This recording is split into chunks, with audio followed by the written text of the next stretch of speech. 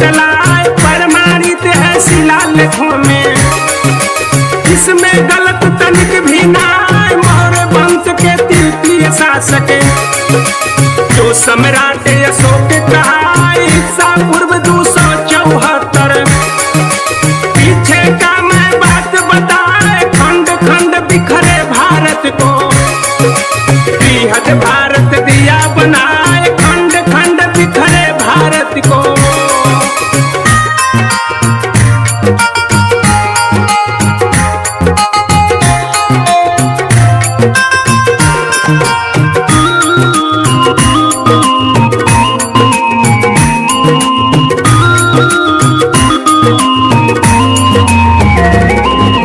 राज्याभिषेक के 8वें बरस सम्राट के मन में विचार जीत लिया मैं सभी जनपद को। केवल कलिंग पे ना अधिकार उसे जीत करके करूंगा। राज्य का मैं अपने विस्तार किया चढ़ाई कलिंग पर तब लाखों सैनिक कर तैयार 60,000 पैदल सेना थी। घोड़ा का था 1,700 हाथी की सेना थी। मारे गए सब युद्ध मझार हुई लड़ाई घमासान खूब।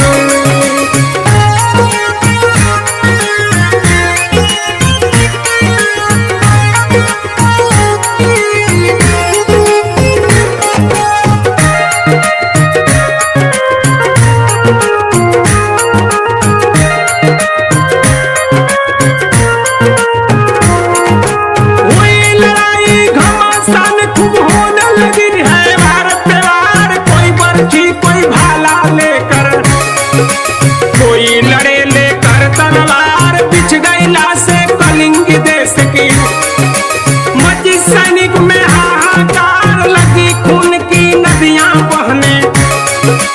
इतना हुआ है नरसंहार जीत हो गई मगध देश की। हुआ कलिंग की करारी हार खुशी के मारे सभी प्रजानन। मगध देश की करे जयकार खुशी के मारे सभी प्रजानन।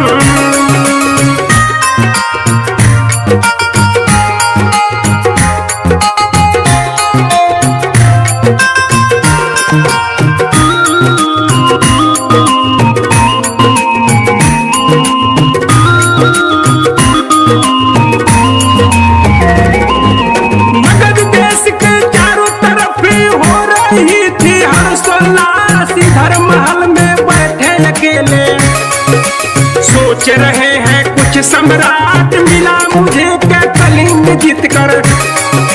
बिछ गई केवल लाशे लाश कितनी पत्नी विधवा हो गई। कितने को उजड़ गए आज बिलख रहे होंगे सब बच्चे। जिसका पिता न पहुंचा पास हृदय परिवर्तन हुआ अचानक। होने लगी बहुते संताप हृदय परिवर्तन हुआ अचानक।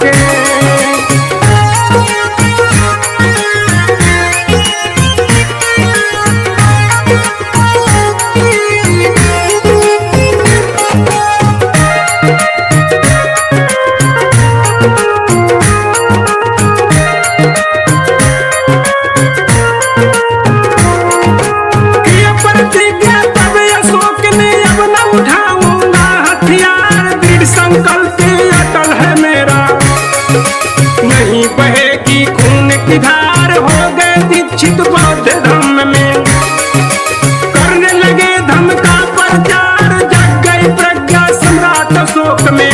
बौद्ध धर्म जब की स्वीकार शाक्य मुनि की शरण में जाकर करने लगे मैत्री प्रचार। किए सभी स्थल का भ्रमण बनवाए बहुबौद्ध बिहार किए सभी स्थल का भ्रमण।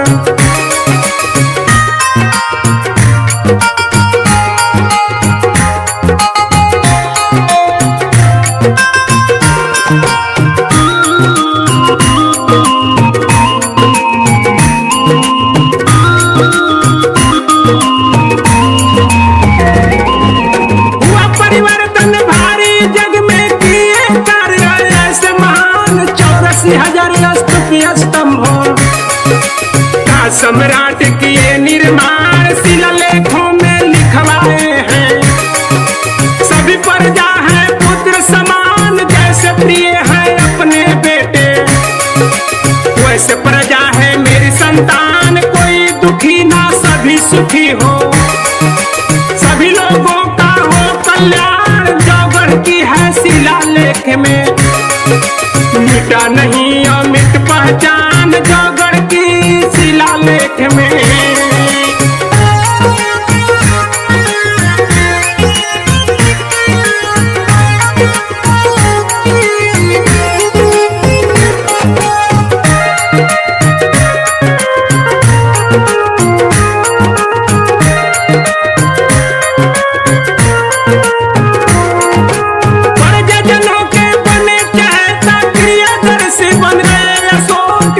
पशु की हत्या न हो, लगवाए थे उस पे रोक बहुत रे खुदवाए।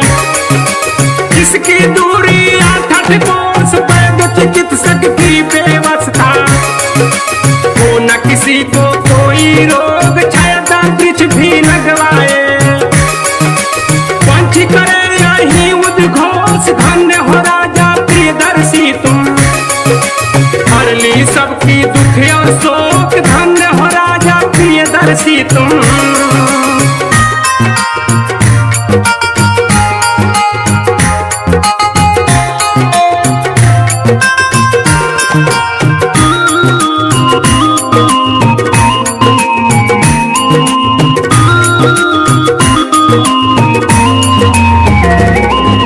जनमानस में किसी तरह का हो न किसी पे अत्याचार, हो न किसी नारी अबला पे किसी तरह का दुर्व्यवहार। प्रजाजनों के सुख के खातिर रहूं हमेशा मैं तैयार। रहूं शयन कछया भोजन गृह, खुला हमेशा मेरा द्वार। चाहे कोई किसी धर्मों का, सब पे मेरा स्नेह पार। प्रियदर्शी सम्राट अशोक का फैलायस पूरा संसार। प्रियदर्शी सम्राट अशोक का।